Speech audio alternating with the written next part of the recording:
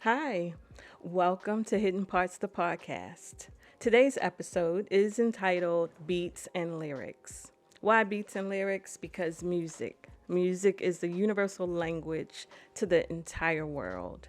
It even has hidden health benefits of listening or for listening to music. Some of them include like easing pain.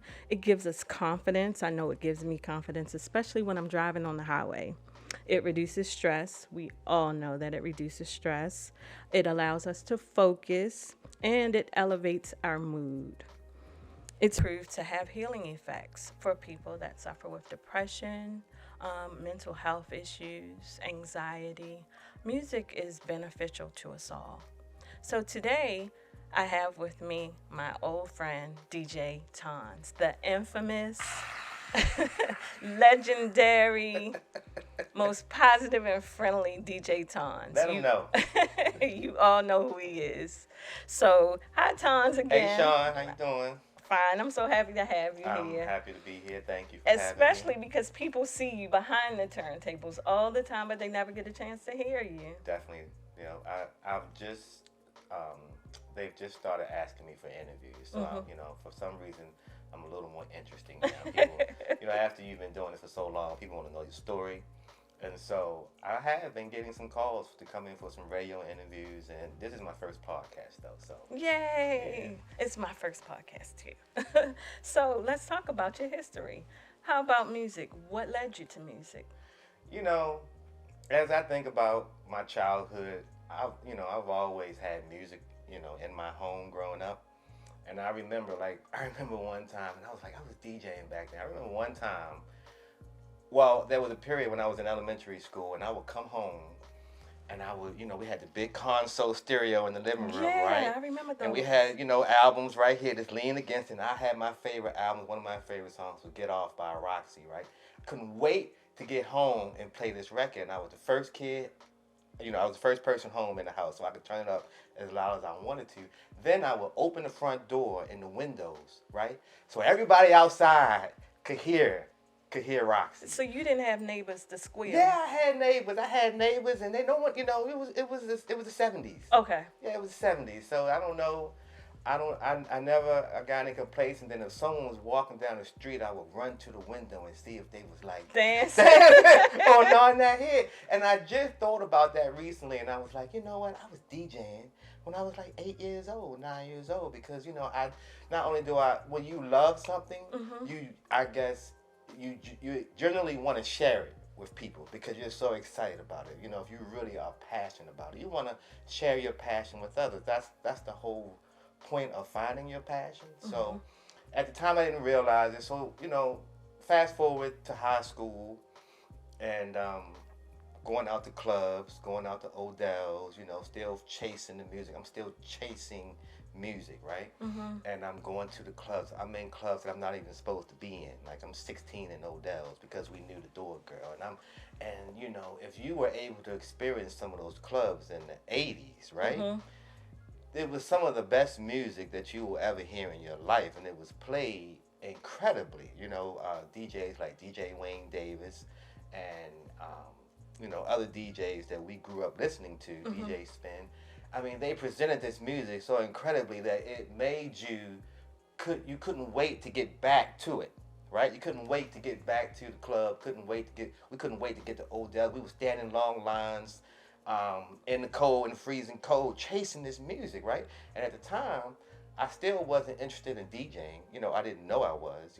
I was just partying and I was just chasing music. And I was a dancer, so I was Were a you? dancer. Yep, I was a break dancer, and I was a dancer. Generally, I like didn't house know music that. dance. Yeah, Really? yeah. In the Falstaff Middle School, um, I would walk around with cardboard and lay it out and get busy. Are you Yes, serious? yeah, I don't remember yeah, that yeah. at So all. music has always been a part of me. So I guess and then I was a drummer. I started drumming in elementary school.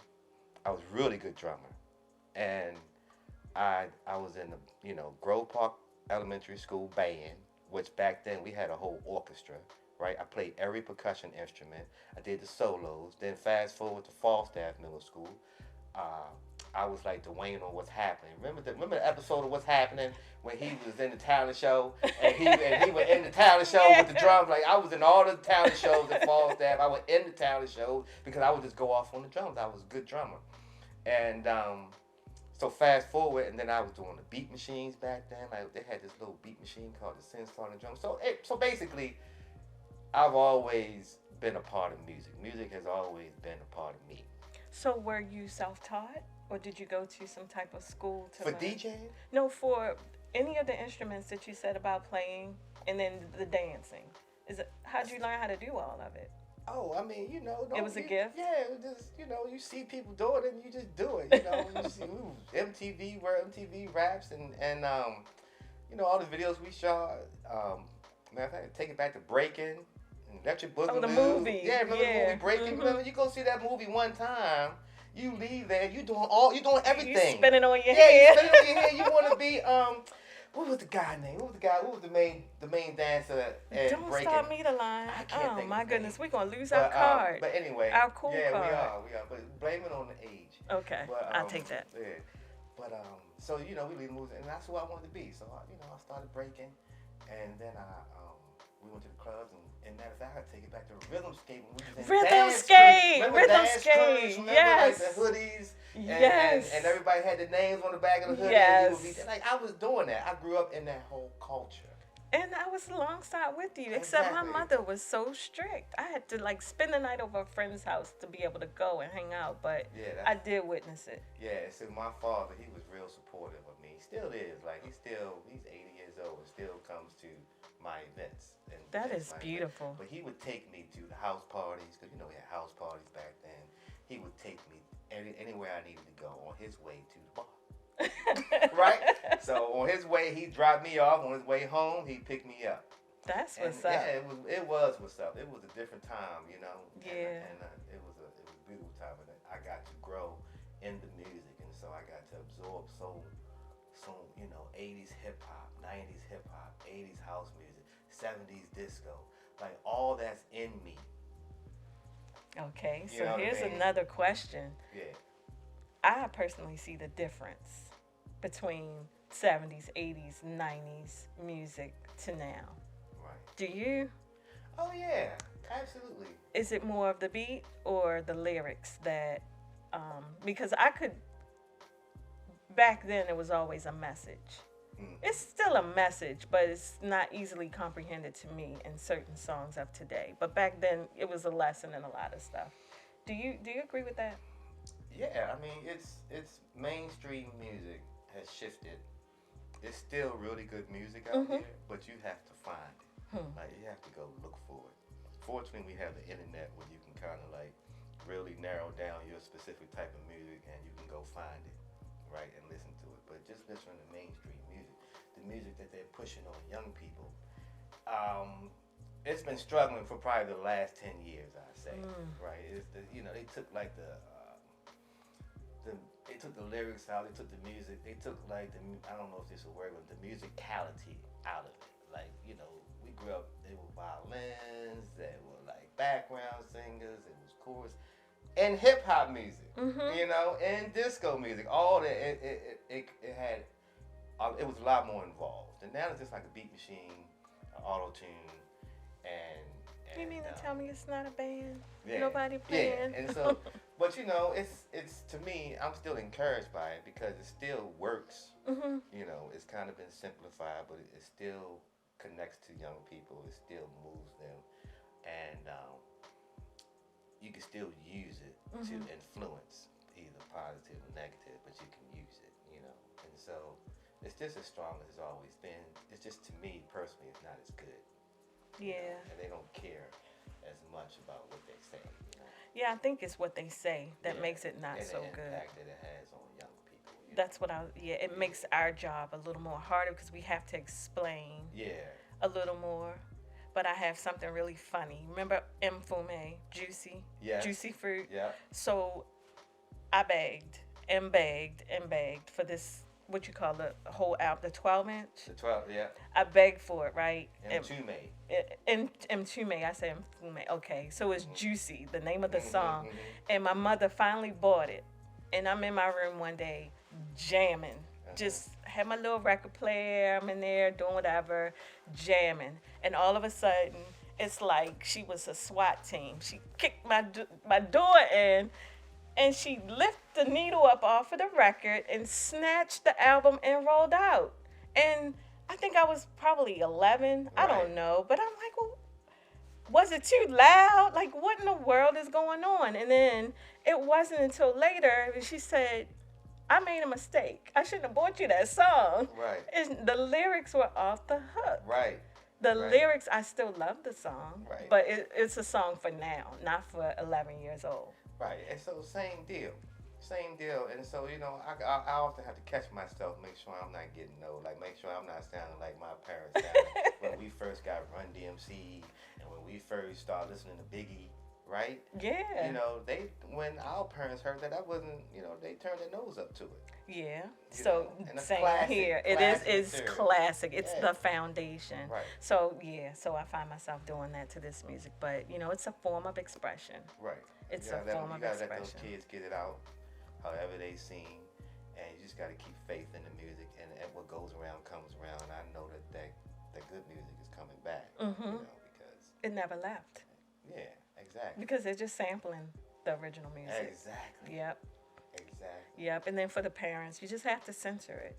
You know, you have to censor it. The radio used to do a good job censoring it, but now it's just really hard. Yeah. It's really hard to Yeah, do. they're in a tricky spot because the kids will go find it. You know, you can't say we're not gonna play it. 'Cause if you say No. we're not gonna play it, they're just gonna listen to it on their phones. Yep. So Yep. You said that. yeah. So let's talk about passion. You talked about when you were younger, you liked to dance and you just really felt the urge to be around music. Right. Oh, yeah. And I remember that song, Get Off, too. Okay, right. I can't dance. At least, well, let me just say this. I think I can dance, but nobody else around me thinks I can dance. Okay. But Get Off, I remember as a kid being a real good song Right. to make anybody think that they were getting off. And that yelling sound, that ooh, ooh. Right, yeah. right. It just was- amps it was, up. Something you never heard before. You know, that's when they started exploring electrical, the electric side of music. You know, and it was dope. It was just dope. Yeah. It was fresh. So the transition from dancing to saying, you know what, I can move the crowd. When did that happen for you? So that's another good story, right? It's interesting because I left, you know, I graduated Poly and I went to Virginia Tech to become an electric engineer. You know, I was good at math and I was smart. And so I get down to Blacksburg, Virginia, you know, where Virginia Tech is, and, you know, I'm looking for the parties. Right? That's the first thing I'm looking for because that's where I'm from Baltimore. So we get down there, I had a few friends with me, and the parties were terrible. Like, the DJ played the same song, played the same 10 records all night, and I just remember Groove Me by a guy, and it just sticks out in my head. He played Groove Me at least 10, 15 times a Can night. you 'cause even that's dance to that? Oh yeah, Groove Me is rocking, but after the first couple times, you know what I mean? And so that's all he played. He didn't play any house music, no reggae, no, just straight R&B and some hip hop, right? And so we hated it, like we despised it. So I took my student loan to Radio Shack. Did you? Yes, I did. And I bought 2 realistic turntables and a Gemini mixer, right? And now I got no money for books, but I have turntables and mixer. I've got with friends, I screenshotted the textbooks, right? We set them turntables and mixed up in our dorm room. We already had speakers. Thaddeus, my partner, he already had DJ'd somewhat, and he had some records, so he bought his records, and we kind of just came together, brought everything together we could in my dorm room, and I started to learn how to mix. I started teaching myself how to mix. Self-taught. Self-taught. Well, no, I had some, Thaddeus, like, he would give me some lessons. I knew a guy in Baltimore, DJ Scratchmaster Rick. He's actually a professor over at Morgan right now, Richard Pitts. But he showed me a lot as well. Like, I would work with him, because he was a really good DJ back then. And I just remember, so that's where we started. But I was motivated by just wanting to make a change on the campus. I was not. It wasn't like I was so passionate about. I knew that I loved DJing even at that time. I was just trying to make a change, and I'm a hustler, and so I was hustling too. We can get paid as a college student, right? And so the more I DJed, the more I fell in love with it. I did the first party on campus probably by second semester. They hated us. They did? Yeah, they weren't used to our sound. They weren't used to it. But by the end of the school year, they loved us, right? Wow. They loved us, and we changed. We made some changes. I remember, and we pulled them over to the other side, and they started like house music, started like more diversity in the music. That's always been my thing, to touch on as much different types of music in my set. So I'll play some reggae, I'll play some go-go, I'll play some house, I'll play club, I'll play hip-hop, R&B, old hip-hop, new hip-hop, all in one set. Okay. Right? And so they fell in love with it. But then I got kicked out of Virginia Tech because, of course, you can't be an electrical engineer and a DJ in your first year at Virginia Tech. It's impossible. Very impossible. Yeah. And so they were like, you got to go to summer school. Grades was terrible. And so I just came home. I went to community college, but I had fallen in love with DJing. And so I just kept DJing. Yeah, and then I worked my way through community college and through corporate America for a few years until I got laid off. And then I never worked for nobody else again. Wow. That was probably 24, 25. 25 years old? Maybe 24, 25. That's awesome. And I found myself DJing, practicing at night, like till like 4 or 5 in the morning every night. Like every night I'm playing music, right? I'm at the record stores because back then we were buying records, right? Yes. So, remember buying records? So I'm at the record store weekly, spending all my money, working 2 or 3 jobs, to buy records. I'm renting equipment. I'm starting to get gigs, right? So I'm DJing birthday parties, apartment parties, house parties. I started DJing weddings. I'm still working, right? Still kind of working, but I'm, I got a Thursday night at the 5 Mile House, right? I started getting little residencies, and I'm building up the residencies because I'm kind of fresh, because I'm kind of one of the first DJs that plays so much different stuff in his set. You're the first I remember in my generation. There were those before you, but right. yeah. So. Yeah, because you had house music DJs, and they was over here. Then you had hip hop DJs, R&B DJs. They was kind of over in the underground, and at Gatsby's and at some of these other places, and then club music came, so they were kind of playing club music over here. House, but I traveled in all these circles, and you can get everything and I in could get one spot. everything. Like I had my sound company. Once we started doing bigger parties, my sound company was this Trinidadian sound company, friends of mine, Tony, Wax Live Productions. Right, they would carry the speakers because the key, one of my keys to my success was bringing a big sound system out. Right, so you couldn't get a bigger sound system than some Jamaicans or a Trinidadian, somebody from the Caribbean, a Caribbean sound system, right? So I had one of those, and so now I've got indoctrinated into the whole Caribbean community. I dove into that. I felt home there. But right? how did you? So did you just research it and say, "Oh no"? A friend of mine from high school, Richard, his dad owned this club on Green Mountain Avenue, Caribbean Sunset Club. I remember that. Remember Caribbean Sunset Club? So we used to have parties in high school at his club, right? And so we took and so I became friends with this guy, Steve and Tony, who ran that club. And they also had a sound system, Wax Live Productions. Okay, so that's how that kind of started. So once I, years later, I called back to them. I was like, man, I'm getting called to these parties. I want you to come bring the sound system because we'll kill them.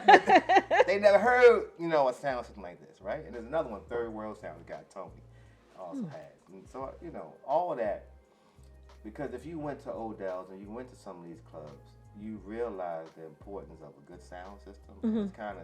It's kind of like, if you want to communicate the music properly, it's got to come through a good sound system. Nice, crisp. Yeah, you got to have really good sound. That's how you kind of like get the music to penetrate someone's soul, the way, kind of what we're talking about here. Yeah. Part of the way to get the music into them is to make sure they hear it properly. You know what I mean? But I ain't gonna lie, the bass will make you And feel exactly, it too. the bass, it's all in the bass. Yeah. I mean, people got subs in their cars. Yeah, You know you what I mean? drive by People, and hear you that know, music. when you realize that, you understand how important it is to people that sound is right. You know, that they can feel that bass. You got to feel that punch because it's like a heartbeat, Mm-hmm. right? And so it's almost like how it's like gets your heart pumping. Mm-hmm. You know, when the bass is feeling, and you're in the right situation. So I knew that going into it, and so I always made sure I had a bumping sound system. I always made sure I had some serious bass, and that kind of helped me to propel my career even further, faster. You Mm-hmm. know, because that was a concern of mine. Like if the sound system wasn't right, then we're not. What are we here for? Right, Right, right. right. Because actually, that's the marketer, your equipment. Yeah, That is, exactly. yeah. Yeah, So yeah. I get it. That's true. So in all of that, you start gaining. I don't want to say fans, but the word gets around. Right, Now people want DJ Tanz, right. and you're doing house parties, apartment parties. When did you look in the mirror and say, wow, this is bigger than I ever expected? Probably the first time I heard my name on the radio. Really? It's probably a few times, but I would say the first time I heard my name on the radio was pretty exciting. You know what I mean? And just being advertised at a party, like they care enough about you to say your name on the radio, even though they said DJ Tanz. Oh, Right? no. Because I had to go through that for about 6 months on radio, because it's spelled. My name is spelled like Tanz, so it looks like Tanz. People don't know it's German, and it's pronounced Taunts, right? Interesting thing about that is that my name is German and it means to dance. You are kidding me. And I didn't realize it until I was already DJing. See how Isn't that destiny crazy? meets Mhm. purpose. There's a reason, because if I would have known what it meant, I might have chased it. You know what I But mean? it came But naturally. it came naturally, and then so I was in the bank, and someone was like, your name means to dance, right? I said, what? He said, Wow. yeah. You're a German person. They was like, yeah, your name means to dance. So in you German. said something really, really important. It's like you can be passionate about something, but I dare say if you chased after it, your success wouldn't be different. I mean, it wouldn't, your success would be different. You allowed it to come to you, right? And you pursued your heart. You followed your heart. You didn't look and say, "Oh, my name means to dance, so I'm gonna go out here and make people dance." Right. So that to me means a lot. Yeah, exactly. It means a lot. I found out exactly when I was supposed to find out. Yeah. And I told him, I said, man, that's crazy. 'Cause I'm already a DJ. He said, well, you got the right, you're doing the right That thing. is. So that from there, you couldn't tell me nothing. I was about to say that would blow me I was away. like, oh yeah, I'm doing what I'm supposed to be doing. Yeah, I'm good. And at that point, no matter what struggle you go through as you pushing, no matter what people say, no matter how your grandmother is like, you ain't gonna make no money doing that. Down there, that music all loud all night. You know what I mean? What's he gonna do with that? You can push through all of that. Mm-hmm. And realize that I already know that this is what I'm supposed to be doing. That's It's awesome. a cool story. I like telling that. That story. is a cool story. Mhm. I probably would have passed out when the man told me that, though, really, Mhm. because it would have just put the period behind the sentence. Because, like, he didn't know, like, how much it took of you to pursue your dream to that point, and what those few words that he said to you, what they meant to you, and what it meant for you going forward. Yeah, and I'm sure it was around it, and it was right before probably I got laid off. You know what I mean? So the timing of it, Wow.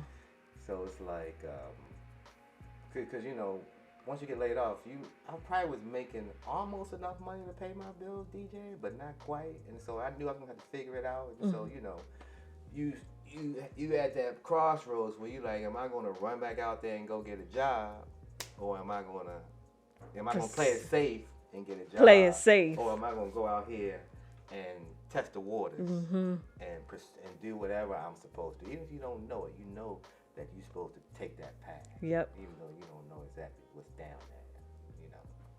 Yeah, it's part of listening to your heart and being comfortable enough to trust yourself. Right. Because playing it safe is just the easiest thing to do.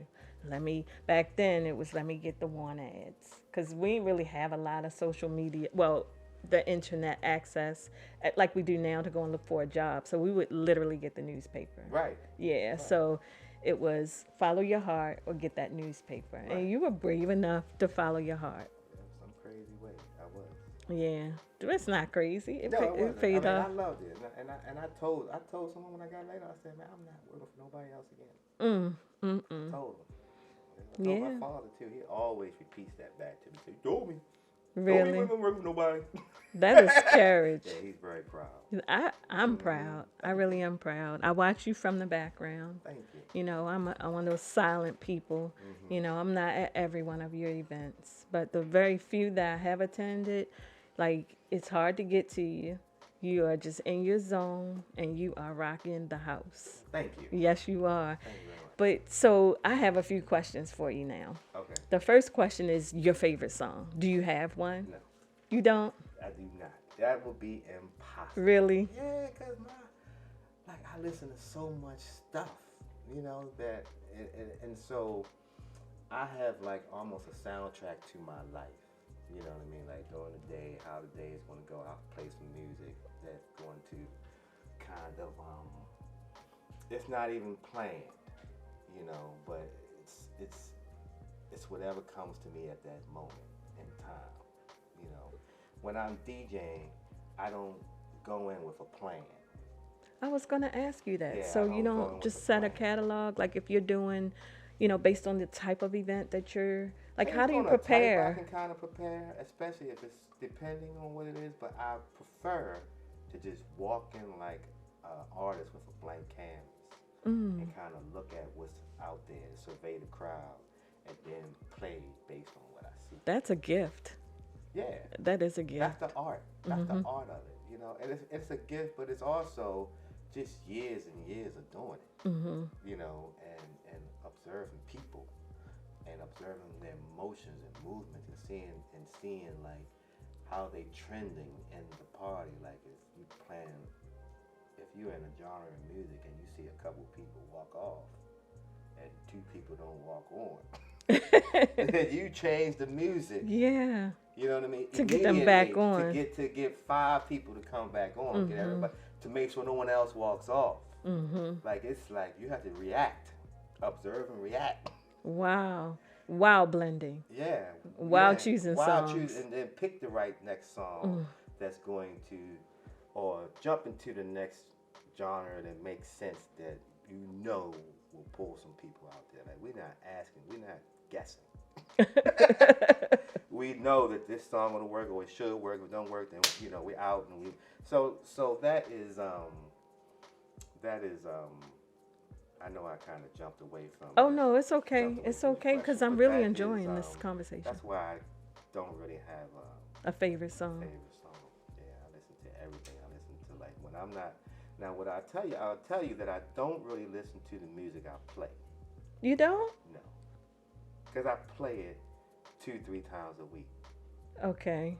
4 So what times do a you week. listen to? I Just listen whatever to, like, your mood? old funk and classic rock. And I have these stations that I listen to, these internet stations that play like kind of very abstract B-side type music that I'm really into, and that I hope to curate an event around this music Okay. eventually. So Shazam, right? How you Yeah. Shazam. So I basically Shazam all day and build a collection. So is that music called lo-fi that you're referring to? It's all over the place. It's some of it's I listen to like African music. You know, I try to get to the roots of the music. I guess I listen to real old funk. Whatever the sample was, I want the original song that the sample came from. Because now the samples they've been sampled Over decade and over again. So I try to dig to the original song and get to that part. And then when you get there, you kind of go down and it'll say, if you like this song, you'll like these songs, right? And so I go to the song when it says you might like these, and so I go to the might like these songs and I listen to those, right? And 9 times out of 10, you And do nine like times out, them. I'm gonna find something in there that not only I follow that I love, but that I can play and share with someone. So when you listen for those things, are you automatically listening for things that you could blend with them, or basically how you're going to just introduce people to new things? I don't know. I listen for different things. Like in my I always say when I grow up, I'm gonna do soundtracks for movies. Like I should have the knowledge to do that, right? Because I can kind of put a music. Because that's Yeah. what I do for a living, and I match music to a situation. So you show me a movie, I'm pretty sure I can You find heard a it here song. first. Yeah, so when you see a soundtrack by DJ Tanz, you'll know. Yeah, he said he was gonna do that. Yep. But I feel like that's one direction that this music could go. Mm-hmm. Like I'll hear songs that are very specific, and I'll say if in the perfect situation, that song would be perfect For this for moment this right moment in here. time. I can think of the moment, and I'll hear that song, and I'll just Shazam it. And it may not be anything I could ever play, but I know I need this Stored in song. the memory bank. Like I know I need it. I don't know why. But that's where we are. You can't really question things anymore. You can't say I don't need that song. What am I need that for? You know what I'm saying? Mm-hmm. It's moving you. It's doing something to you. It's talking to you, and so you should keep it and hold it. And then one day, So how did you get to the point in your life where you could receive stuff? Some people just it takes a special person to be able to just go on about their day, and they hear a song, and they hear like every instrument that's being played, and then the lyrics on top of it, and you place it. That's a gift in itself.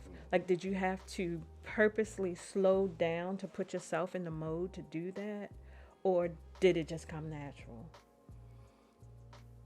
you're asking. I missed the first part. Okay, well, it's okay. So, like, for me, I can listen to the same song probably for a whole month. And then on month two, I'm like, I didn't even know they were saying that, because I am so engaged The music in the behind music song. behind the song that I didn't catch the lyrics. So you mentioned about like how you are gifted enough to be able to hear a song, not really have a purpose for it right away, but you store it in the memory bank because you're waiting for the perfect opportunity to present it. But to be able to do that is a gift, because we're often so busy with our day, running here, running there, just on autopilot most of the time. So I guess what I was asking you is, how did you get yourself to a point in your life where you felt like you could receive like what you were hearing and Right. put it in the proper Because space? okay, so you get these just in life in general, right? We always hear these voices, right? You hear a voice, right? Don't a voice talk It's to a you? still voice, yes. Yeah, like you'll be leaving out, and it'll be a wire or a plug or a charger sitting right there, and something to say, take that charger with you, right? And you'll be like, man, I don't need that charger, and you'll walk out and you'll leave that charger there, and I'm gonna tell you. Before the sun Before go the down. sun go down, you're gonna wish you had that charge. Something's gonna happen, right? So for us DJing, it if you don't have everything you're supposed to have, you don't listen to that voice, right? The event could just go. Like if you're at a wedding and you left your computer charger home because you saw it at your computer. Anyway, it could be a disaster, right? It could be a disaster. So every time that voice talks to you, you have to listen immediately. I listen. I call it the Holy Spirit, but Yeah, and you know, everyone's got their, yeah, everyone's got their, it's got true. their thing, right? Yeah. So that is there for you. That's kind of like what connects us, and so you listen to that. And so in my career, something when you wake up, it's like listen, turn this station on, right? If you had waited for a few songs, you're not hearing any good songs. You flip to the next station because you care, you're passionate about it. So you want to hear something good, right?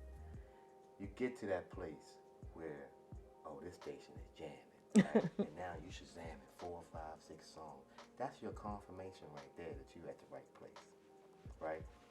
At the right time. That Because makes the sense. good music is coming through.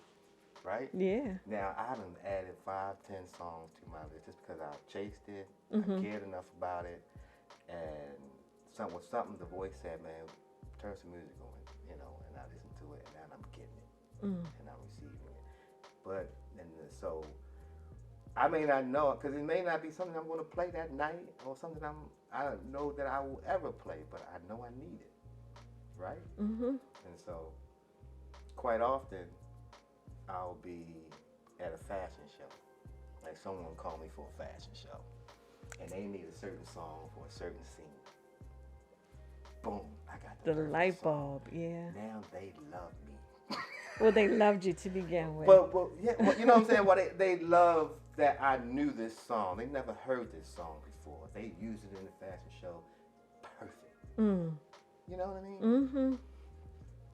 That's Somebody's doing you know. So I get these, I get these calls, and so that's kind of part of my purpose as well. You know, as you get into as I get into my musical self, I find how many different avenues you can take. You know. Yeah, you said From this 3 point. just while we were sitting, because the fashion show piece, I didn't even think about that.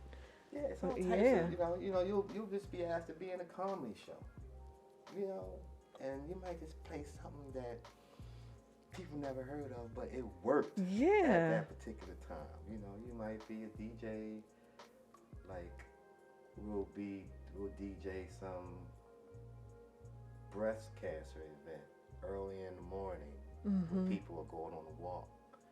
And they need something motivating. And some type of again, music to there's motivate music them. and I how have influential. it, something that really get them going. Yeah. Yeah. And it removes all burdens, if you allow it to. If you purposely select a song for that type of event, it takes their mind off of the fact that they're cancer survivors. It takes away all of the suffering that they had to go through and endure, and they're celebrating the moment. Yeah. And it takes a craft to be able to do that. Right. So that's so really if you good. study and you really care about it, you'll be put in the places that you're supposed to be put in. And that's kind of what's happened to me, through my career. I find it. And so that, to your point, once you have a few moments where you have really listened and follow through, and then you see the end game where you change somebody's life or made somebody, then you realize, okay, this is how I have to live. This is how I have to be. I have to be able to receive as much as I can receive because I know I'm receiving it for a reason, and I'm just going to be patient, and when it's time, I'll give it to them. That's good. So you're open to receive, and that's something that a lot of people have to work at. It's like, I only listen to R&B, or I only listen to, I'll just say 92Q because that's a Baltimore station. But some people are just dead set locked on one way of doing things. Yeah, So in a box. yeah, And I'm telling you, man, I cannot be in a box. it's not healthy. It's not. And I don't, different reasons why people live in a box, but and I don't judge them, but I'm always trying to pull people out of the box. Yeah. I'm always trying, and as a DJ, I can do that because I can pick the right moment to play something that they didn't know they would love, that they really love. I think you made me fall in love with this song Toast. Like, I would have never Oh, thought. the reggae song? Yes, Yeah. I would have never thought to look for that song, but Right. it's become like my most favorite song because the lyrics mean so much to me, Okay. and it puts me in a good space. That's So perfect. yeah, so it's a true example, of what you just said. It happens. So it's working. So keep doing it. Yes. So when you're in your events, and like, do you get a chance to look at the crowd? You said you look at the crowd to determine how you're going to move the crowd, but do you ever just sit back and look with special intention to make people happy, or just to give them a experience that they'll never forget, and just leave all your worries at the door, just have a good time? It's like that is Yeah, your that's the whole focus. point. That's the whole point. That's total focus. Yeah, yeah. I'm pushing them to a positive place. I'm pushing them to a happy place. I am trying to get them to forget about all that worry. Yes. Forget about all the stress that they dealt with this week. I'll say that on the mic. Really? Oh yeah. We leaving it at the door tonight. I don't care how hard you had to work this week. I don't care if you had to work overtime. You here now. You with me, and I got you. Yes. Right? And that, they're like, okay. You open the door, and then people I just drop let the perfect song, and they're like, and it's on. and it's on. Now go. I tell them to go get some drinks, right? Grab something to eat and get ready, cause we about to party. Right? That's good. Yeah. That's good. I'm ready to go now. Yeah, exactly. That's the energy. I have another question for you though, Okay. and it's a question that I always thought was like the worst thing somebody could do, and that is interrupt an artist, because that's what I consider you, an artist, to go up and ask for a song request. I know. Is it? Tell me the real deal. Let me know how you feel about it. We really hate it. We hate it, but it's part of the job. Mm. You know what I mean? So I usually try to have take a humble approach, you know, and half the time, sometimes the requests are just ridiculous, right? It's so specific to you. You're being selfish. You know that I can't play this song now. You know that if I play this song, it's going to clear the dance floor. Like, you know it, right? But you still want to ask me to play it, right? Fine. I'm going to do it. I got you. And it might be the last song of the night when everybody walking out the door. But you honored But the I played request. it, right? Mm-hmm. And then I play it the most, or I might play it when I'm about to break. Or like if it's about to be like some speaking done or something. Because I still want to give it to them. Because I believe in customer service, right? That's right. Right. And so even though you're on stage and you're popular and, you're still a servant to the customer. Amen. I'm still a servant to the people. Amen. Right? And so I don't judge them. They don't know no better, right? They been drinking. They feeling good. Long as they don't break nothing, You good with it? I'm cool. You can ask me if I can play it, I'll play it. Okay. Yeah, I'm open to. I'm not like some DJs that's like, not just hate it and just want to like fuss you out and tell you don't come up here no more. Oh my goodness! I hope that would never happen. Oh yeah, Really? It's sensitive. But Wow. they'll have a whole conversation with them why they can't play it. I can't play this, but I've seen it. But I'm not like that. I'm just like, yeah, I'll try, mama. I'll try to get it on. That's good. That's good. They are the customers, so you're right. Yeah, I used to work at Giant Food when I was, and I always go back to parts of my life that affected me later on. And It's a lesson. It's a lesson, right? So I was 16 years old working at Giant Food, and I'm gonna tell you, their whole premise is the customer comes first. Right? I lived there for 2 years. I was working out front, putting people bags in their cars for tips, and they're, Giant's still around, as you know. Yeah, they are. And they've been around forever. And I know that's the basis of their success. Yeah. It's because the customer is never wrong in that place. It's the customer is never wrong. Period. Right. Well, that's the right thing to say, Right. and that's So the I way to carried treat that them. with me. Yep. Yeah, carried it. That's good. And look where you are. It's working. Yeah. It's working. Yeah. Sometimes you talk about customer service. Right. It is a big deal in every facet of one's career. But in your career specifically, after you've rocked the house, everybody is all sweaty and they're leaving the party. Do they ever come and say thank you? Oh, absolutely. I get people give tips, and but They give tips? of course, and then quite often, I'll get a round of applause. Really? Yeah, at the end of the night. Like if you can still have a crowded dance floor at the end of the night, quite often, and I'll say thank you. I'll just talk to the crowd and say this is my last song. Thank you. I'll get a round of applause. Right? Wow. And so that's what we work for. You just like any other artist, we work for a round of applause. Now I will mention that during COVID, because that was a tricky time for DJs, right? And we transitioned to online DJing. right? Which actually was excellent, right? It It was was? really excellent for us, yes, because you get immediate gratification with like Cash App, Zelle, and all these other electronic money transfers, and people knew we were struggling, and so you do a live set, and I'm not exaggerating, you could make thousands of dollars at the end of a online set for Wow. COVID. People were so um, thankful for us for what we were doing.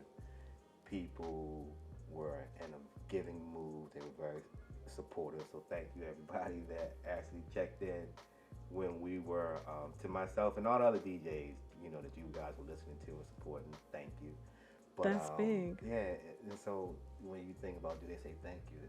Yes, and then they keep hiring me, which is the best gratitude, right? And then they support my events because I do events, So right? what's next? That's So what I was going to ask yeah, you. so I don't know if I own the Secret Garden Wine Festival, which is we have an Instagram and a Facebook for that at Secret Garden Wine Festival. I own the Hat Game event, which is basically an event that we curated 2-3 years ago. This is a celebration of hat fashion, and it's very popular, right?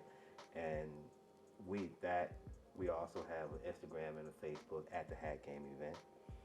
I started a T-shirt brand, Tanz says, right? TANZSEZ. We also have a page for that, and I came up with these BTs. I don't know if you ever saw my T-shirts. I kind of slowed down with that, but I plan on revamping it. Okay, Seeing if I I'd get like some to more help. support that. So we're on Instagram. Tanz says BTs, BU, be love, be polite. Very simple, but it did really well when we first launched it. People were very supportive. Um, so right now I do see my music career evolving into more of a promoter and slash DJ. Okay. The Secret Garden, we do 5 a summer. That's my biggest event that we do. We draw 4,000 to 6,000 people per Wow. festival, right? And I always make sure I have the best bands playing the best music. We theme them out, so we have R&B, neo soul.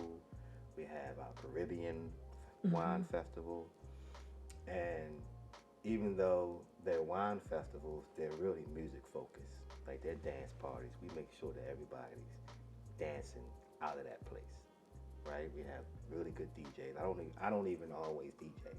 I'll bring Frank up from Atlanta, Frank Ski. I have local DJs that I know are really good, and I'll have them play. And people are very supportive. They appreciate it, and it's just like still part of my purpose, right? Yep. As I talk about all the avenues you can take, with a foundation in music, foundation in DJing, and where that can take you. You don't even always realize it. It was the wine festival started off with 75 people. We're in our 12th year. Wow. Yeah, in 5 years, so we've had 60 festivals. Wow. Yeah, and I do it quietly. I'm not like, it's my wine festival. Yeah. No, I just kind of stand in the back. That's Make it why I'm a happen. fan. Thank you.